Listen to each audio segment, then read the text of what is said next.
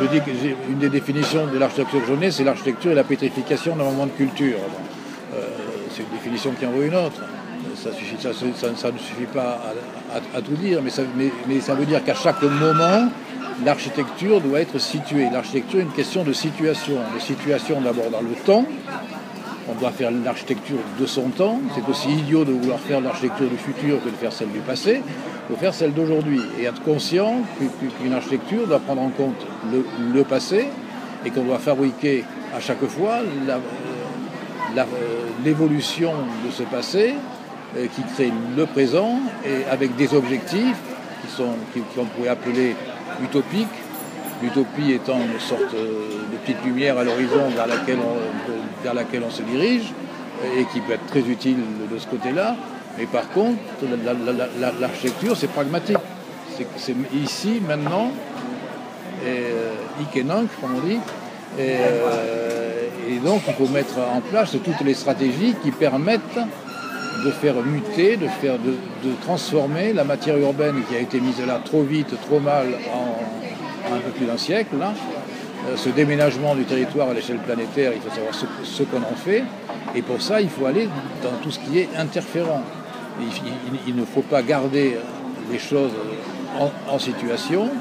Il faut faire évoluer ce qui est construit et il faut avoir des stratégies sur cette évolution. Je crois que c'est la chose la plus importante aujourd'hui, c'est de savoir quelle va être l'attitude des architectes dans ce XXIe siècle par rapport à ces mutations, à ces transformations. La création ex nihilo n'est pas tellement intéressante. Ça veut dire qu'on se mettrait encore à côté, qu'on créerait encore quelque chose à côté. Aujourd'hui, on crée à partir d'une matière qui est là. Ça ne veut pas dire qu'on crée moins, on crée plus. On est encore plus interférent, on est encore plus actif. Et de toute façon, même si on regarde ce qui s'est passé dans l'histoire de l'architecture sur quelques millénaires, on est souvent dans la concrétion, on est souvent dans la complexification, on est souvent dans le fait de revenir sur les mêmes territoires, on est souvent dans des bâtiments qui se complexifient avec les époques et qui mutent. Il faut accélérer ça. Dans notre société, la culture n'est pas un valeur très fort. On ne lit pas trop, on ne voyage pas trop, on ne s'apprend pas trop. Donc, entendu ça, je voudrais ça, vous demander... pour un architecte, c'est embêtant. Oui. Pas que pour un architecte, mais pour un architecte, maintenant, avec l'Internet, c'est beaucoup mieux. On peut s'informer si quelqu'un veut, mais avant... Oui, pour un architecte, on ne fait pas l'économie du voyage et de la connaissance des différents lieux, des différentes métropoles, des différentes villes contradictoires et des différents modes de vie et de l'état du monde. On ne peut pas faire l'économie de ça. C'est une partie de la formation essentielle et qui maintenant s'est beaucoup facilitée quand même avec les dernières décennies. Et je dirais que c'est la moitié de l'enseignement, ça. Hein. L'architecture a toujours été à la limite de l'autodidactisme, oui, voilà. Mais ça veut dire aide-toi, le ciel t'aidera.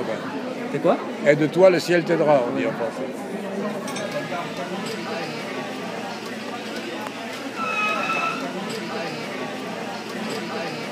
Il est évident qu'une connaissance de notre monde et de notre condition humaine et de l'évolution de cette condition humaine et de ce monde sont des facteurs absolument vitaux pour organiser sa vie et pour la vivre de façon heureuse. Donc la culture est effectivement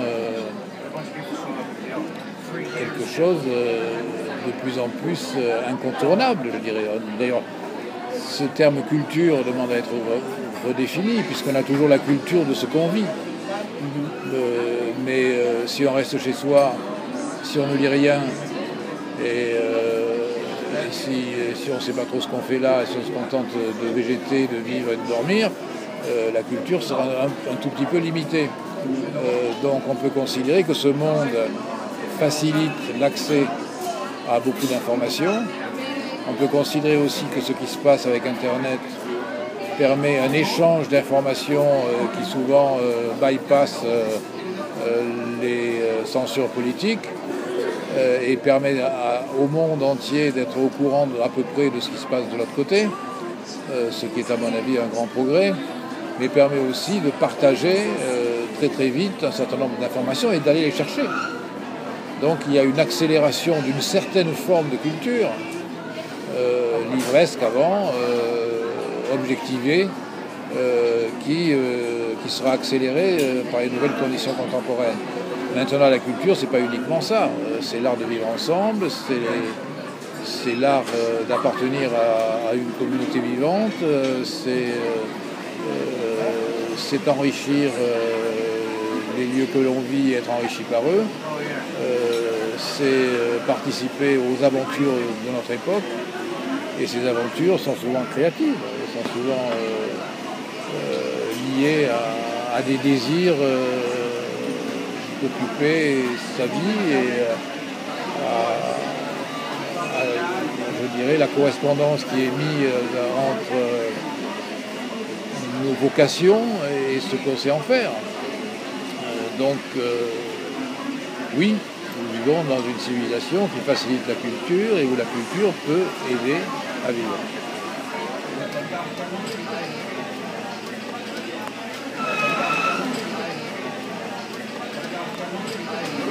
Non, mais la ville, elle doit se planifier par rapport à toutes ses composantes.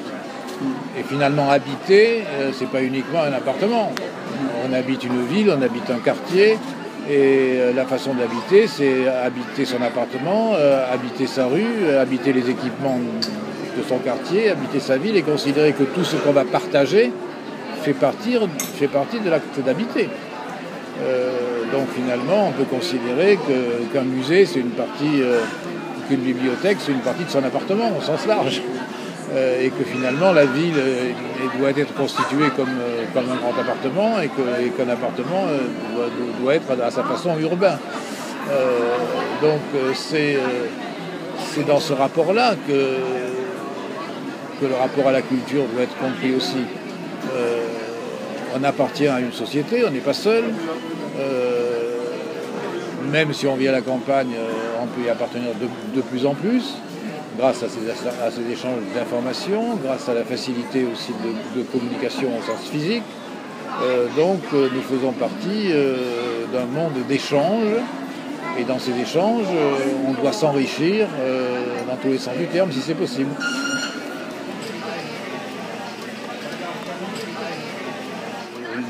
Les équipements publics, normalement, on y a accès. S'ils n'existent pas, on n'y a pas accès. Voilà. Bon, ensuite, s'ils n'existent pas, comment on peut aujourd'hui substituer une bibliothèque au fait qu'elle n'existe pas? Bon, là aussi, donc, les outils modernes permettent quand même de lire quand on n'a pas de livre. Bon, permettent de choisir des informations, permettent de consulter un dictionnaire de façon permanente. Moi, je me souviens, dans ma famille, quand on ne connaissait pas une chose, à la fin du repas, on allait consulter le dictionnaire. Maintenant, on sort son iPhone et on va chercher exactement l'information. Ce qui d'ailleurs pose un problème, c'est qu'on a moins de mémoire qu'avant, puisqu'on considère que la mémoire, elle est dans la poche, elle n'est plus dans la tête. Mais ça permet aussi quand même d'être beaucoup mieux informé, donc d'une certaine façon, si on fait un peu attention, beaucoup plus cultivé. Ou du moins d'avoir une possibilité de se cultiver de façon beaucoup plus directe. Donc, si on considère que la culture, c'est aussi quand même une organisation d'une information consciente.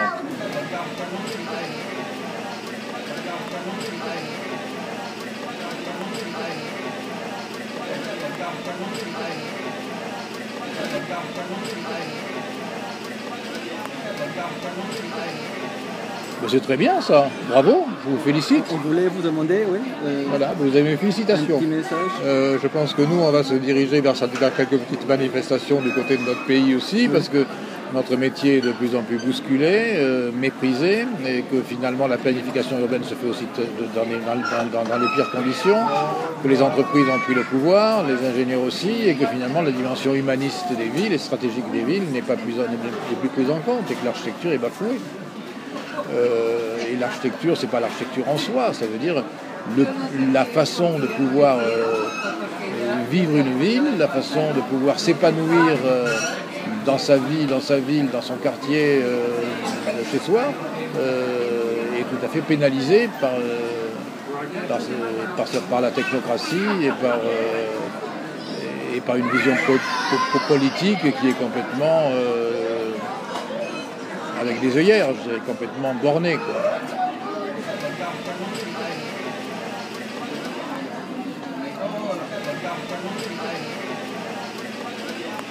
Ma vie militante, effectivement, après 68, dans les années 70, a conduit avec des amis, on a fondé le mouvement Mars 76, par exemple, qui était la contestation de la façon dont les villes françaises étaient planifiées, avec toujours le même schéma urbain qui était donné par l'État, et on avait tout le zoning qui était fait de la même façon pour une petite ville de 10 000 habitants et pour les villes plus grandes, et avec les mêmes quartiers, avec d'un côté tous les petits pavillons, de l'autre après tous les commerces, toutes les industries après, un zoning complètement caricatural, et sans jamais prendre en compte toutes les données liées à l'histoire, liées à la géographie, liées et toutes les données sensibles. Bon, c'est ce que j'ai écrit un peu dans le manifeste de Louisiana.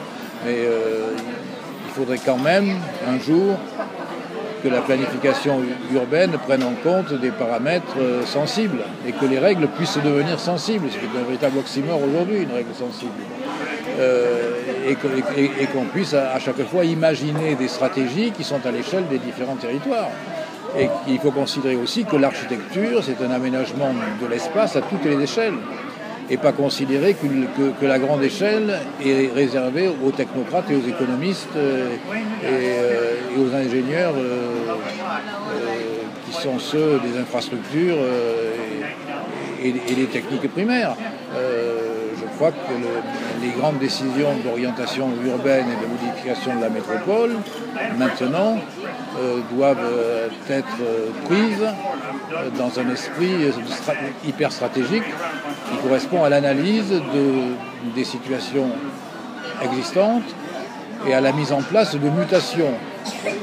Parce qu'actuellement, la plupart des villes sont constituées de quartiers qui se figent les uns après les autres. La plupart des villes, à partir de là, sont complètement saturées, asphyxiées par la circulation. J'ai vu que Lima n'échappait pas à ça. Bon, il y a des décisions très très importantes à prendre. Il y avait eu une grande étude faite sur le Grand Paris qui était assez intéressante avec des cabinets, avec des équipes pluridisciplinaires. Malheureusement, tout ça a été étouffé par le politique qui veut garder son pouvoir sur une planification simpliste.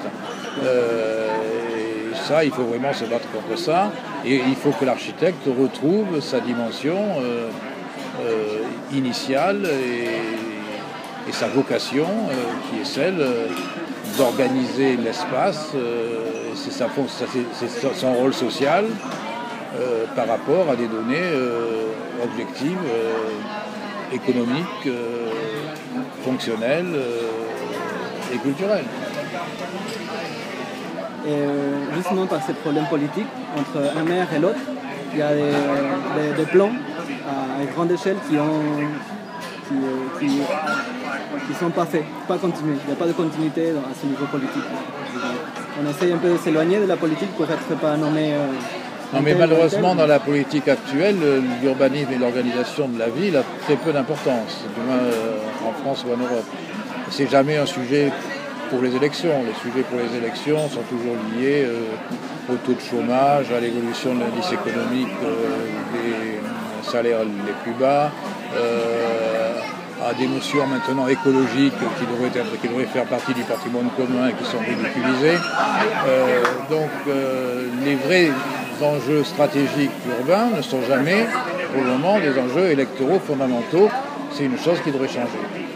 Parce qu'actuellement, l'essentiel de la planète vit dans les villes, et ces villes n'ont jamais été voulues par quelqu'un, ni même gérées avec une vision stratégique et humaniste claire. C'est le résultat d'un certain nombre de bagarres économiques, et la ville est exploitée par des entreprises essentiellement, ou par des groupes financiers qui sont d'un cynisme parfait. Qu'est-ce qu'on pourrait faire pour battre ça ? On peut essayer de faire notre métier. Et pour faire notre métier, ça veut dire essayer de reprendre le pouvoir. Je fais un texte actuellement qui s'appelle reconquérir le droit d'architecturer, je crois que ça concerne plus que la France.